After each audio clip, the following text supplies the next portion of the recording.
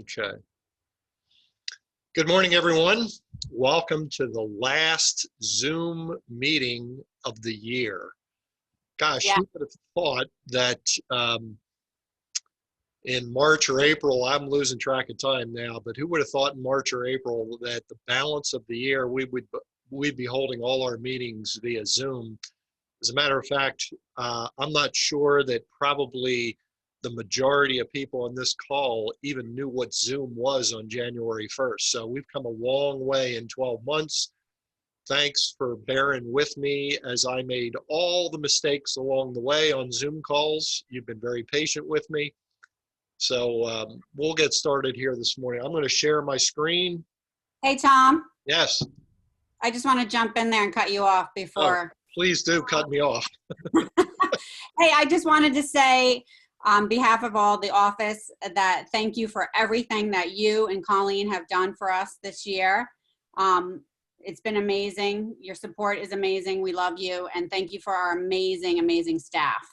I don't know if anyone else wants to say anything, but we wish you all a wonderful holiday season. And we're just so thankful for having you in our lives. Thank you, Donna. And thank you all. Appreciate it. All right.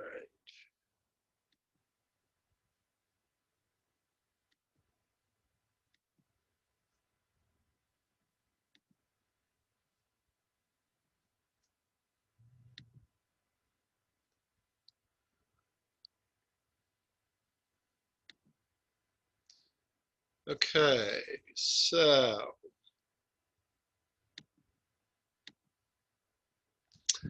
got a lot to review today because it's the end of the year. I have some year-end stuff, and I have some things looking toward the future, what's going to happen in 2021 from some experts. So we'll get right into it. First off, Dan and James are on the meeting Zoom call this morning. Welcome, gentlemen. I'll turn it over, and I told Dan this morning I didn't know which one was going to jump in first, so it is a jump ball. Go ahead. I'll go first. Happy holidays, everybody. I hope everyone is excited for for the holidays and hopefully getting together with some family. But one thing I wanted to touch on this morning, and then Dan will jump in with some items. It comes to self-employed buyers. So they're really cracking down. I wouldn't say cracking down, but they're kind of making it with self-employed buyers that we need some extra things to get them approved. So a profit and loss statement within 60 days, an updated profit and loss statement within 60 days of closing is needed. Then we also need 3 months of business bank statements, and on those business bank statements, deposits need to match up with what's on the P&L. They're really pushing for that right now. And then, one thing to remember, after April 15th, we will need 2020 tax returns for any self-employed buyers for their qualification. So they're a little bit stricter with this stuff right now, especially with COVID and people's business kind of being up and down. And I know I personally, just recently, I was going to do a refinance for somebody, got a profit and loss statement. They were making a bunch of money before, but 2020, they owned restaurants, and the P&L showed a pretty significant loss, and we couldn't make it work. So that's just stuff to keep in mind when you have self-employed buyers. We want to make sure that all of their documentation matches up with previous years and things like that. So does anybody have any questions pertaining to the self-employed buyers?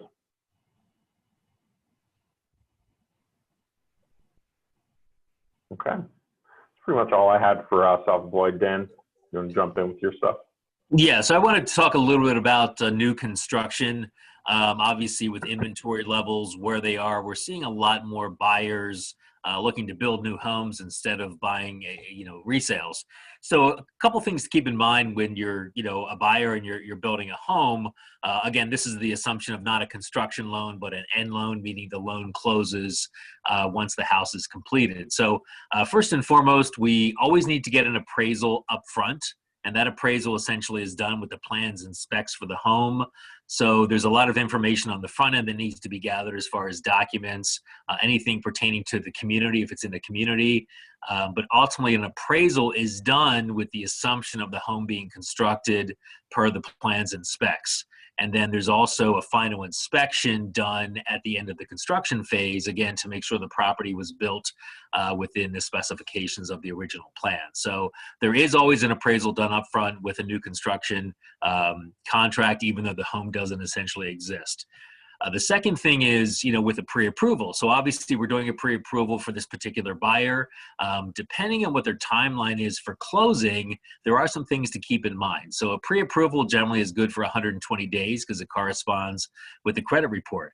So if somebody is going under contract in November and we're doing a pre-approval and pulling a credit report, but they're not settling until June, we will need to obtain an updated credit report within the closing period, and new one, because obviously the current one we have expires in 120 days. So we're going to do our best on our end to make sure we educate that client, not to change anything with their financial situation, make sure they're paying their bills on time, don't open new credit, because if anything major changes within their credit profile, it ultimately could impact their final approval.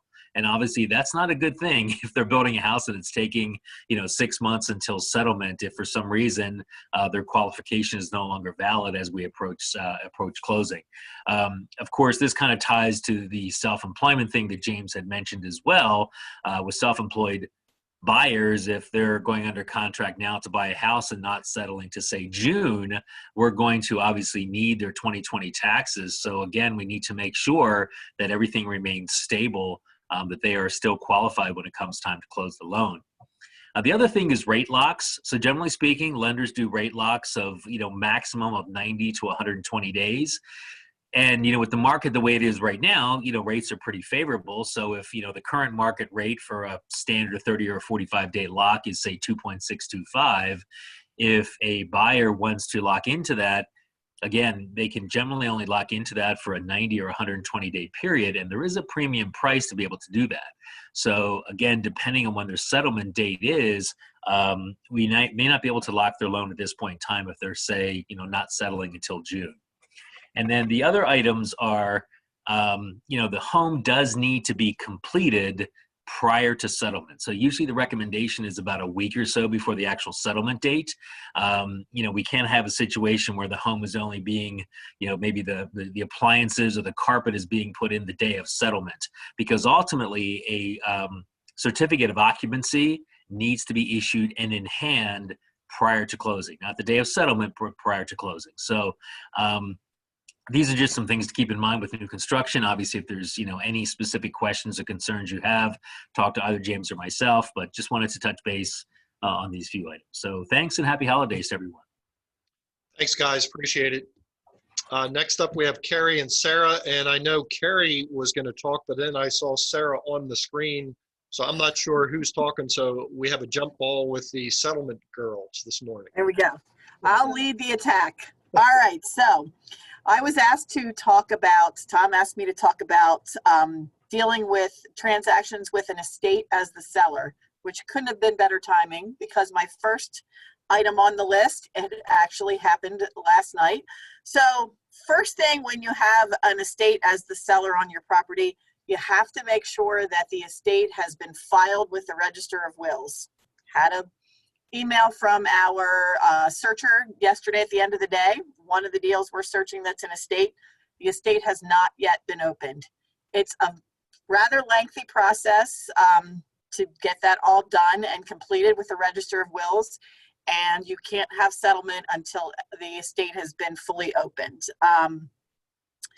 That is going to establish who the executors or administrators are, who is authorized to sign on behalf of the estate. technically, you don't really have a valid agreement of sale if that estate has not been fully put on record and probated, because no one's been authorized to sign on behalf of the deceased and the estate. Another thing is, when there are multiple executors or administrators, they all will have to sign off on the deed affidavit. They can choose to have just one of them at settlement, but all of the, main documents, like I said, deed, affidavit, 1099, that will all need to be signed by all executors or administrators. If the property was originally owned by two parties, say husband and wife, husband died previously and now we're dealing with the wife's estate, one thing that the title company will need at the time of settlement is a copy of the death certificate for the spouse who died first, or husband or brother, sister, something like that. Whoever died first, we will need a copy of that death certificate. Something else that just happened, Dean was in here this morning and we were having a conversation, a deal in another region. Say the property was owned by son and mother. Mom dies first. Because it was not tenants by the entirety, they were not husband and wife, even though they owned it by joint tenants, an estate would have to be set up for the mother in order for that sale to go forward. Even if the son is still living, you have to make sure an estate is set up for the mom. And my next topic, you will need, typically, unless the title company can get proof that all inheritance tax has been paid, we will have to escrow a portion of money to guarantee that that inheritance tax is paid. That's the number one claim for title insurance right now, is inheritance tax. So there's formulas that we use, and it will all depend on, it's just a portion of the proceeds. There's formulas that everybody has their different formulas, but it's basically depending on if the executor administrator is a lineal relative, or so there's different formulas that would affect of what we have to hold. And again, if they have an attorney already set up for the estate, once they're ready to file that inheritance tax, there's a form that they send to us, and we can release those funds for them to be used to pay inheritance tax if need be. Any questions? Or Tom, do you want to jump in with anything that you wanted to? Oh, I know you asked me about a short certificate. Mm-hmm. Short certificate basically is just an authorized letter from the Register of Wills, just saying that, hey, this 7th day of July, an example, I have one in front of me, the estate has been probated and everything was granted to the executor administrator. It's just going to name who is able to sign on behalf of the estate. Okay. And Carrie and Sarah were kind enough to put this in writing for me. They gave me a bulleted list. So I'm going to get that out with the notes. So if you are dealing with an estate, you're not going to have to remember everything off of this call that Carrie just talked about. You'll have something in front of you you'll be able to reference. So thanks a lot. Appreciate it, Carrie and Sarah. Next, we got James. I think we have James. Hello.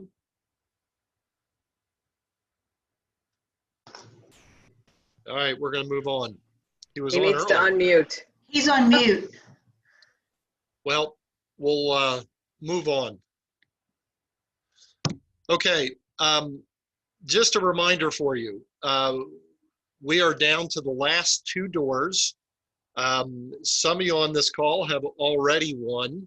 By the way, if you don't end up winning by the end of the contest, I'm not the one that's picking the numbers. Colleen is. So you can, I'm officially throwing her under the bus on this call. I actually have all the pictures, and I just get in touch with Colleen on a daily basis and say, Colleen, give me a number.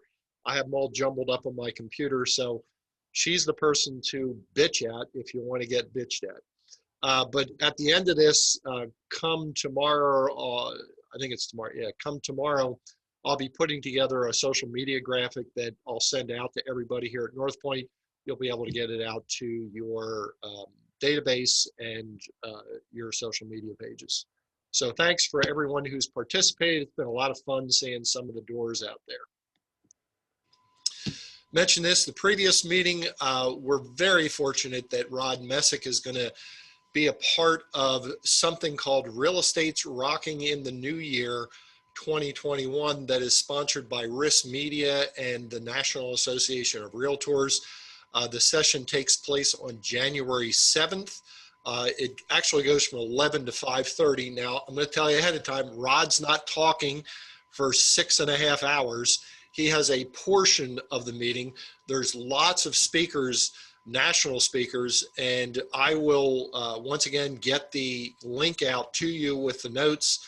That way you'll be able to link up to this. You do have to register ahead of time in order to get into the sessions themselves. There's some really high-powered people from across the country that are involved with this, Rod being just one of them. So please, if you can on that date, January 7th, put it in your calendars, lope off that time and get ready for some really, really great content. And while we're talking about saving the dates, this went out, I think, either early this week or late last week. Obviously, we can't do our normal kickoff breakfast because of all the restrictions that are in place with the pandemic. So we're going to do a virtual kickoff meeting this year. The date is Tuesday, January 19th. It's going to be 10 a.m. via Zoom. At some point in time, we'll get the links out to everybody.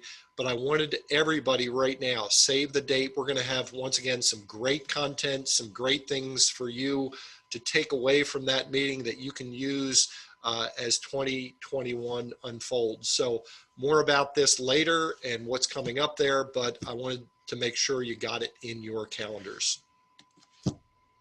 Okay, some projections looking forward.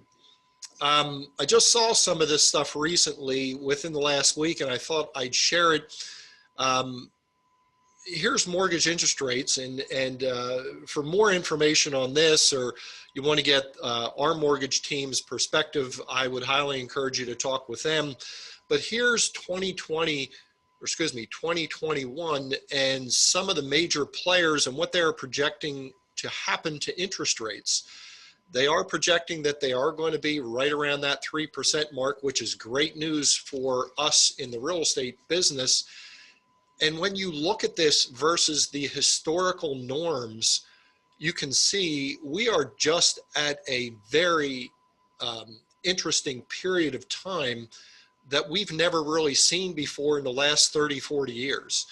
You see back in the 70s and 80s where the average rates are, and look where they are today. So by all means, now is the time in real estate to take advantage of them.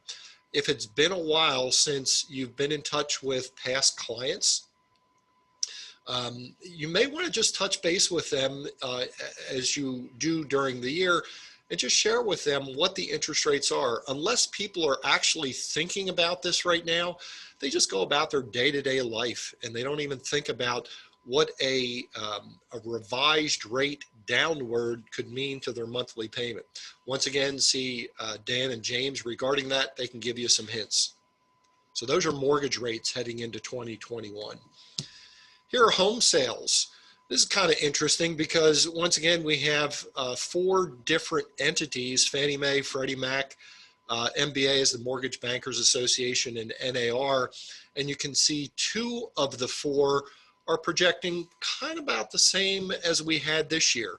And then you see the MBA and NAR predicting things to actually take off next year to a greater degree. Now keep in mind, these are national numbers and national figures. You know, all real estate is local, as we all know that. I do believe we're going to have this coming year as good a year as we had this past year. So that's just my 2 cents. And finally, home prices. We have seen some incredible appreciation rates over the last 3.5 months. Once we came out of the, I'll call it the self-induced coma of the pandemic, where we couldn't show anything, the sale prices have just absolutely taken off. And I think everybody is aware of that because you're getting involved with all these multiple offer situations. But here's what, once again, 4 different entities think about where these home prices are going in the upcoming year. I believe we're probably going to, I don't think 6% in Lancaster County is going to be realistic, but I think it's going to be greater than about 2%. So somewhere in between. Once again, a good year coming up, at least according to the prognosticators out there. And oh, by the way, we did this in 2020 and this little thing called COVID-19 entered the picture and just screwed everything up. So who knows what's going on in 2021. Thought I'd share them though. Now, one other thing that comes out that I just downloaded within the last 30 days is the 2020 profile of home buyers and sellers that's put out by NAR, and they do this on an annual basis. Usually this profile runs about $100 on their website. This year, because what they're trying to do is to get as much information out there as possible, if you go onto their website and order a copy of this, they will give it to you for free. Now, you don't even have to do that because I have a downloaded copy that I'm going to put in the notes of today's meeting, and I'll put that in my Dropbox so you'll be able to download it. It's over 140 pages of stats of where things have gone over the last 15, 20 years, how it's kind of morphed as we've gone on. I'm going to share a couple of screenshots coming up here of some things that I've noticed just by looking at some of the graphs and charts that you can find within the home buyer and seller report. Here's the first one. This is, now I kind of cut off the top of this chart because the top of the chart had to do with married couples. But the bottom part of the chart deals with single females, single males, unmarried couples, or other. And it says adult composition of of home buyer households from 1981 to 2020. And look how things have changed. The big thing that I see though, and what I've seen over time, and it's been fairly consistent, is I'm amazed single females buy homes almost at twice the rate of single males. And I see a lot of not single, but I see a lot of females out there smiling and smirking. But I mean, facts don't lie. Look at what has happened over time from 1981 to today. It's been a fairly significant cushion between the two, and it remains so even to today. I thought it was interesting. Here's another one, first-time home buyers. Now I marked back in 1987, 89 here, 44% of the home buyers at that time were first-time home buyers. Look what's happened over time to first-time home buyers. And other than that blip of what happened in the run-up of the Great Recession, when virtually everybody could get a mortgage, if you take that out of the picture, the line is fairly stable. I mean, it's on a downward trend. Who knows what that means, but first-time home buyers, as compared to where they were years ago, it's less market. I thought was interesting. Here's something else that I thought was interesting in this. I know, and I think anybody that knows me, I'm an analytical person. I like numbers. Obviously, I'm showing you a lot of charts here. Some people glaze over with these charts, but I find all kinds of interesting little nuggets in here. Look at first-time home buyers and their primary reason for buying a home. Basically because they want to own their own home. So at the end of the day, we can put all kinds of facts and figures as to why it's great for first-time home buyers to buy a home, like, take advantage of the tax consequences of buying a home and all kinds of other things. But at the end of the day, they just want their own space. Sometimes I think we forget that as real estate agents when we're dealing with first-time home buyers. They just want to get out of their apartments. Now, I also thought what was interesting is after they bought their first home, now take a look at their desire to own their own home. It just goes down, and there's about, I don't know, 7 or 8 different categories that are just kind of nip and tuck with why people are choosing to own homes. So people's mindset that is a first-time buyer versus somebody who has been in the market for quite some time is vastly different. Interesting. Take a look at this. This is a frequency of use of different information sources. Top of the list are real estate agents. They find the public out there, buyers and sellers, they frequently use us the vast majority of the time, and we are the #1 entity out there of all the things that are listed here, which is good news. I'm going to talk a little bit about that later as far as what type of things that we're providing to buyers and sellers, because to be frank, that has vastly changed over the last couple of years. But the other thing I noticed here is take a look at yard signs. Yard signs are decreasing in importance.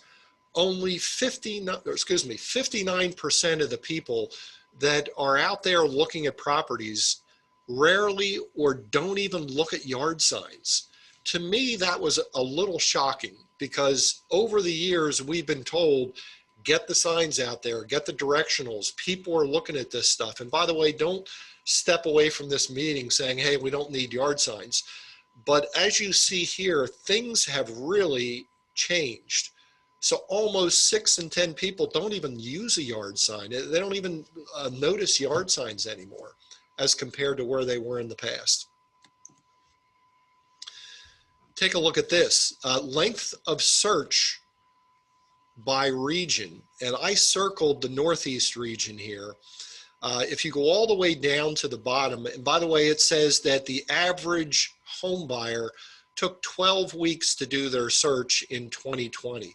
And by the way, that's kind of remained fairly consistent over the last 15 years in the Northeast. You see some of the other regions that's changed. But look all the way at the bottom. The number of homes viewed, 8 in the Northeast. The number of homes viewed only online, 4. That category didn't even exist a couple of years ago. So that tells me that more people are looking at homes online before they're going out and actually stepping foot into the home itself. So the one takeaway from this is we better have really, really good pictures. We better have really good videos. If you are of the opinion that you can just go out to a house and snap a couple of photos and throw them on the MLS, that's not making it. It's not cutting it with the consumer of today. They are looking at more and more homes online, making decisions to go out to homes. And the final one, which you'll see the first thing that I have here, this is where buyer found the home that they purchased. Once again, look what's happened to yard signs over the years. 16% of homes that were purchased back in 2003 were found because of a yard sign. Look how that has changed. Once again, things have really morphed in our business. Now, also, take a look at agents. And some of you on this video call might be looking at this and start gnawing on your fingernails going, oh my God, our jobs are going away. That's not what I take out of this, but take a look at this. Agents are less valuable in the search process now, but more valuable in navigating the market. People aren't using us to have them find them a home, although it still happens, because people are on all kinds of different websites. They're finding homes on their own. They're then turning to us as real estate agents saying, help me, I don't know what I'm doing once I found this thing. So the mindset for all the people on this call should be my level of competence and knowledge and wisdom, knowing what I'm doing in the real estate business, that needs to go up. The other stuff as far as, you know, I'll provide you with a list of homes. Well, I'm not saying don't do that. That is decreasing in importance because people are finding this stuff on their own. Okay. So there's 140 pages of that stuff that I just reviewed. I just pulled some things out of there. And as I said, I will send out the link to my Dropbox with that report in it, so you don't have to search for it on NAR's website. So the main portion of the meeting today I wanted to talk about is deadlines within the agreement of sale. I have spoken about this a little bit in the past, saying, hey, it's important to keep track of these things because there's a lot to be either gained or lost if we lose sight of what these timelines and what these deadlines are. With the market that we're in right now, where everybody is moving at a fast pace, we have a tendency to lose track of these deadlines. I've seen it myself personally when I'm involved with transactional issues with agents who are in the middle of an issue, and when we start talking about deadlines, or when was the escrow check received, or when is the response date to this supposed to be? And sometimes, I got to be honest with you, I'm getting glazed over looks saying, oh, I don't know. You ought to know these things. It's so important to know these deadlines so that we can advise our clients well. Now, I'm going to take everyone back to pre-licensing class. For some of us, it's been 6 months. For some of us, it's been 60 years. But this is what you learned in pre-licensing classes. These are your fiduciary duties to your client. You owe them care, obedience, accounting, loyalty, disclosure, and confidentiality. Now, where am I going with the deadlines in an agreement of sale? This is the one that's most important when you're talking about that. You've got to know what you're doing. You have to be on top of these deadlines so that when your clients are looking to you for advice, you can give them good, solid advice. The one thing that I have heard from agents in the past say, I thought you signed the agreement of sale, so my client should be keeping track of these deadlines. I got news for you. If some agents can't keep track of the deadlines, what are the odds of a buyer and a seller keeping track of the deadlines? About this big. They're seeing that agreement of sale for, in many instances, the first time. It looks like a bunch of gobbledygook to them. It's your job to sift through it, to make them aware, oh, you need to be aware of this or of this. We owe them care. It's one of our fiduciary duties. So if you want to, and by the way, if you've not read this, I would highly encourage you to read this document that is put out by PAR. It's called the Standard Agreement for the Sale of Real Estate Guidelines for Preparation and Use. They update this every single time that they make adjustments to the agreement of sale. I believe as part of our training that we do give these to newer agents. If you don't have a copy, don't worry. Once again, I'll put it into my Dropbox. You'll be able to download it. It takes each paragraph within the agreement of sale and it breaks it down and it explains in layperson's terms what the paragraph actually means and what the deadlines are within each paragraph. So I would highly encourage you at some point, and it's a rather lengthy document, as you might imagine, because the agreement of sale is a lengthy document. And it gets into it even more in this particular, the guideline and preparation of use document. But gosh, you will pick up, I know when I read through this, I pick up new stuff all the time. So let's start with the 15 deadlines in an agreement of sale. Some of these, by the way, are going to be real obvious to you. Others you're going to look at and say, I didn't know that, but you ought to.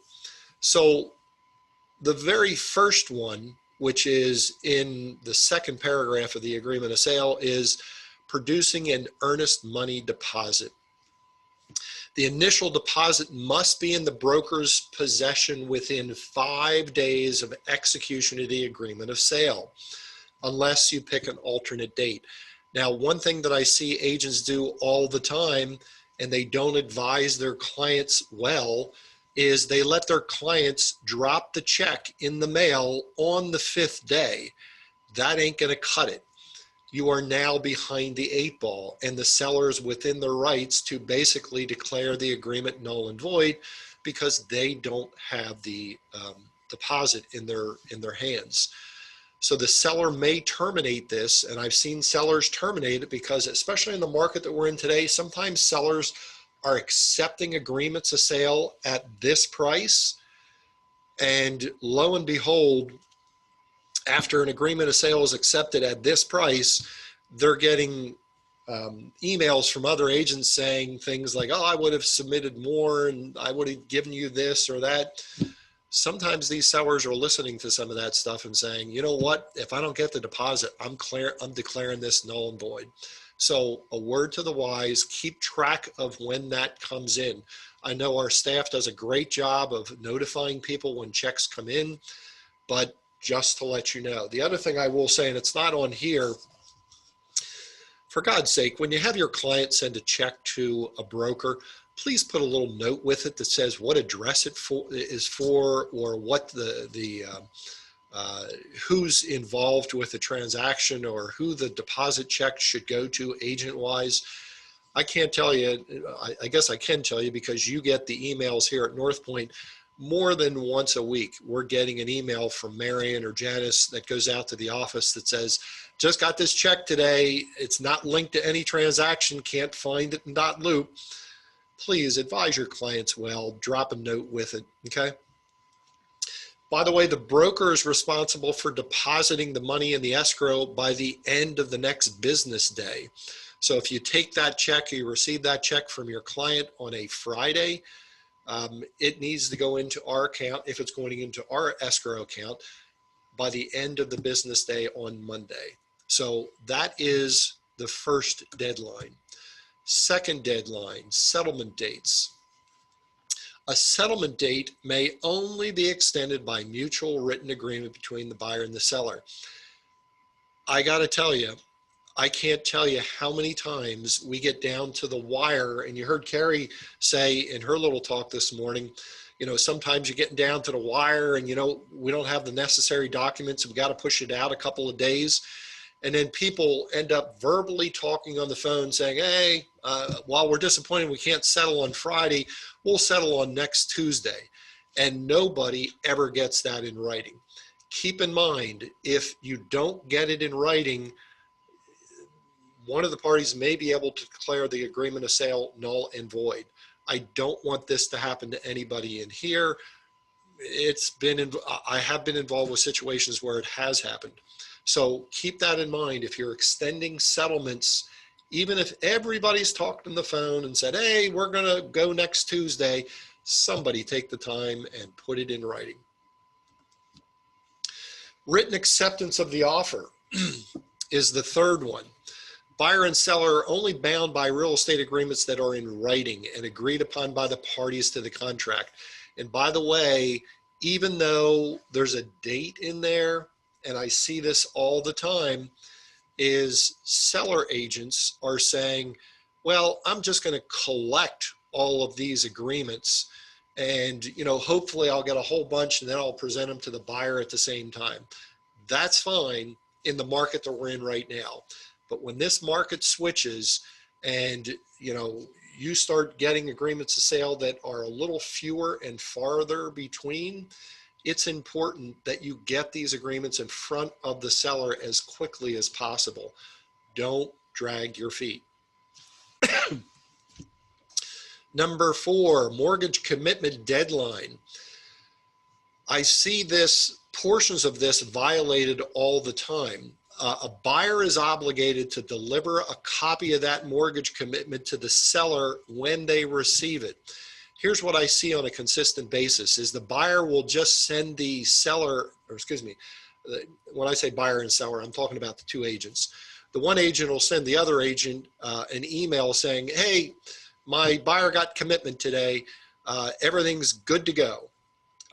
That's not fulfilling the obligation in this particular clause. You have got to get them the actual mortgage commitment. And if there's something in the mortgage commitment that shouldn't be there, such as, you see at the end here, sometimes I get these commitments that I see that says, well, this is contingent upon a satisfactory appraisal. That's not a commitment. That violates what's in the agreement of sale.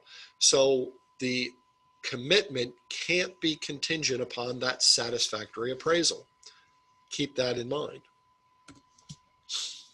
Number 5 is locking in an interest rate. And you heard Dan say this morning, especially in new construction, you know, you can extend some of these lock rates, but you know, they're going to probably expire if we're talking, you know, 9 months in the construction process.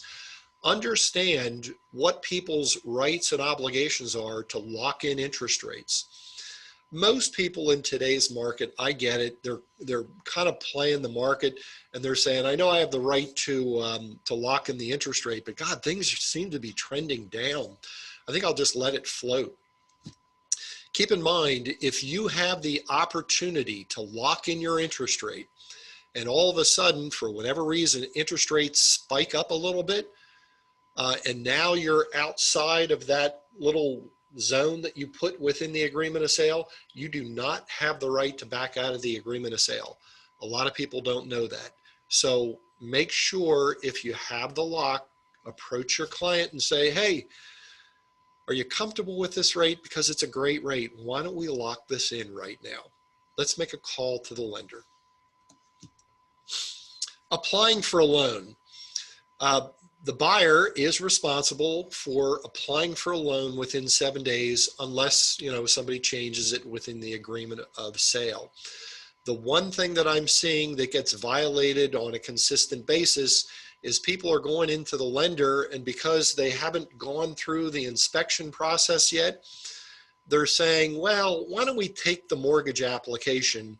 But, and by the way, the lender, not our lenders, but the lender is saying, why don't you hold on to the application fee and we'll just wait to order the appraisal until you get through the inspection process. I hear that all the time. By the way, that violates the agreement of sale. So the seller can declare you, the buyer, in default of the agreement if you don't pay an application fee at time of application. Make sure everyone's aware of that. Number 7, making lender required repairs. So if the buyer gets notification from the lender, either from the lender because the appraisal came in and there's some conditions in the appraisal, they need to notify the seller, and the seller needs to notify the buyer in writing within 5 days as to whether they're going to go ahead and do this or not. And once again, once they notify the buyer then has the right to say, nah, not really. But if the buyer fails to respond, they have to proceed with the sale, regardless of what the repair was. So keep that in mind. And by the way, on all of these, I tell you what paragraph this is involved with the agreement of sale. Number 8, conducting inspections. This is a one that is kind of the bugaboo, where everybody usually gets the first part of this, which is, hey, I got 10 days to complete the inspections. But then after the inspections are completed, that's when agents typically don't continue reading down in this clause and kind of map it all out and say, how many days do I have to notify this person? And when do I have to let them know whether this is okay or not? I would take the time and understand this clause. It's paragraph 13. And just myself personally, when an agent comes to me and says, hey, I'm really concerned about these inspections, I don't know whether I'm within my time frame or not, the very first thing I do is get out the agreement of sale. I'll look at the time frames, and I will do a timeline. I'm a visual person. do a timeline. Here's when we got it. Here's the 10 days. Here's how long we have to respond to it. Here's the response to the response.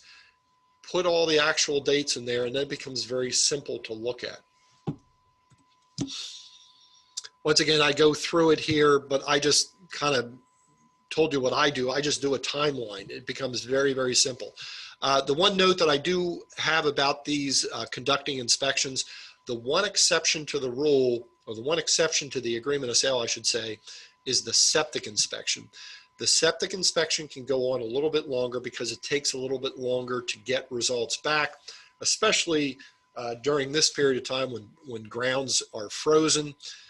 By the way, all of these, whether it's a septic inspection, whether it's a regular inspection, none of these deadlines automatically extend, even if you're in the process of a real nice conversation on the phone, talking with the other agent saying, hey, we're all getting this worked out and it's fine. I realize we're beyond the dates, but everything seems to be doing okay. Trust me, make sure if you're going beyond those dates that somebody gets an extension signed so that you're within those timeframes. Number 9, notification of public or private assessments. If the seller receives this assessment, which happens most of the time, they need to notify the buyer within 5 days. And then they need to also say whether they are going to comply with the assessment or not.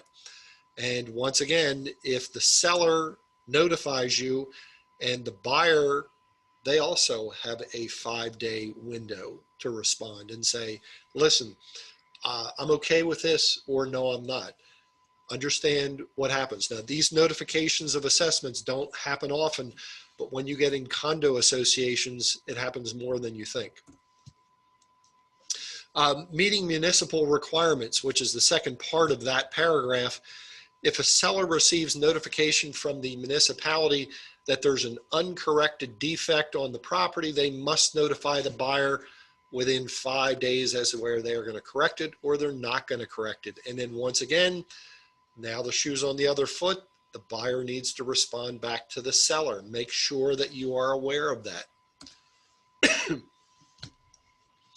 Obtaining a public offering statement. And I will say this, public offering statements are only for new construction, only for new construction. The seller must provide this no later than the date that the buyer executes the agreement of sale. The buyer, they can look at the offering statement. If it's a condominium, they have 15 days. If it's a planned community, they have 7 days to review all the documents. And by the way, I've seen some of the, and I've worked in condo complexes in the past, some of these can be pretty thick. So have your buyers, if you're working with a buyer, take a look at these documents fairly quickly. They do have the option to void the agreement if they don't like something that they see in there. And then if you are in a condo or in a planned community that is a resale, there's this thing called a resale certificate that comes from the condo association or some other management firm that basically says all the assessments are up to date. The association has to provide this within 10 days of the request. This is the one thing that I consistently see that condo associations don't do, is you as a buyer's agent make the request or try to make the request. In some instances, you hear back, nobody has any idea who has these resale certificates. And then you get in touch with the condo association, and it's a person who does it on a part-time basis, and they're in the office once a week, and they say to you, hey, I'll get around to it when I get around to it. I'm real busy with my other job. That doesn't cut it, and they are violating the Uniform Plan Community Act. In some instances, I've had to get on the phone to condominium associations and say, get your act together, or we're going to cite you and report you to the state. Title insurance. By the way, this was changed a couple of years ago. Hasn't been that long, maybe 1 or 2 years ago. you've got to apply for title insurance now within 7 days of the agreement of sale. Once you get that title report, you've got to get it to the seller. If there are issues with the report itself, seller has to be given the opportunity to make sure that they are conveying good title. If the seller is unwilling to do that, keep in mind the buyer can get their expenses back. You see some of them I've listed there. Number 14 is property damage. This doesn't happen a lot. By the way, I just had, once again, now that I say it hasn't happened a lot, I know Chubb Shank and I had a discussion, going back about 30 days, that there was some water damage in a property to a kitchen that fell under this clause right here. Now, they got it worked out, but understand there are provisions in the agreement of sale that deal with what happens between time of agreement and time of settlement if we have property damage. Understand what all the individual's rights are. And then finally, communications, which is kind of like the last paragraph in the agreement of sale. Keep in mind that the buyer must promptly deliver to the loan estimate and the closing disclosure to the agent for the buyer. So you should stay on top of that with the lender. The agreement of sale gives you the right to get those copies. In addition, keep in mind that you as an agent, if you're representing the seller or if you're representing the buyer, if somebody's communicating to you as the agent, that's as good as communicating to your client. In the vast majority of cases, there are certain exceptions there, but keep that in mind. If you're being communicated with by the other agent or the other party, that's as good as talking to your client. So once again, getting back to these fiduciary duties, we have care to our clients that we have to make sure that we are abiding by what the agreement of sale is saying. So those are the 15 deadlines that are in the agreement of sale. As I said, some of them I'm sure you probably knew. Other ones you're like, I never came up before, but now I'm glad I know it. Make sure that if you don't have a system in place right now, once you put properties under agreement to track this stuff, you ought to be doing it at the end of this meeting. And here's my words of wisdom for the day. Knowledge is knowing a tomato is a fruit. Wisdom is not putting it in a fruit salad. Now, I'm going to go back to something I said earlier today and something that I showed you in one of those charts that came right out of that NAR report, where it showed 10, 15 years ago that agents, this was how important all the information that we were providing to our clients. And if you looked over time, that has gone from like this down to this. Once again, I want to share with everybody, it's not, sending all those listings out to a buyer. While I get that you do that and we have systems in place to do that, anybody can do that. Your value going forward from, this day forward is not only what you learn if you're a new agent in the training and some of the things that you're getting involved with now, or even experienced agents. What is up here can't be taught. That is wisdom. And that is why we earn the commissions that we do. We're not earning commissions because we're sending buyers and listings, or we're not earning our commission by putting an ad in a newspaper. That holds almost zero value at this point in time. This is what has value, okay? So before I end here today, and by the way, I know Donna mentioned here at the beginning of this session, this is the last Zoom call in 2020. I would be remiss if I didn't thank a couple of people for 2020 and what we've gone through this year.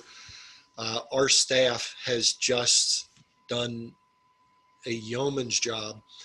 Janice, Marion, Matt, Gail, who helps us out remotely most of the time.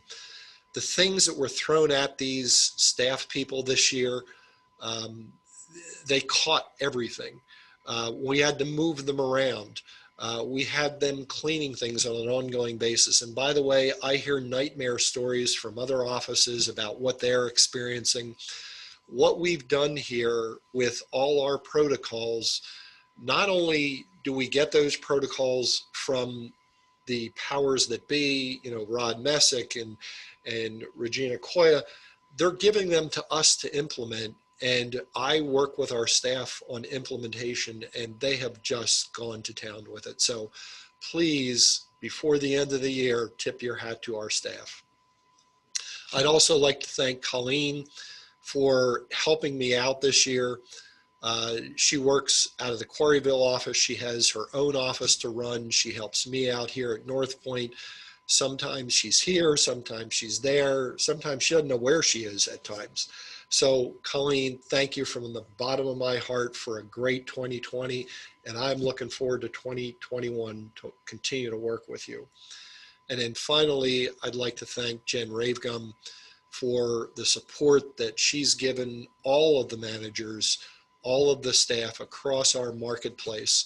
The things that I know Jen deals with on an ongoing basis are second to none. And she works with the managers on all the questions that we have, that staff has, that agents have, and she always does it with a smile. So thank you to that group. Goodbye to 2020, and hello in a couple of weeks to 2021. Take care, everyone. Merry Christmas, everyone. Thank you very, very much for a fabulous year. Merry Christmas. Merry Christmas all. Thanks. Merry Christmas.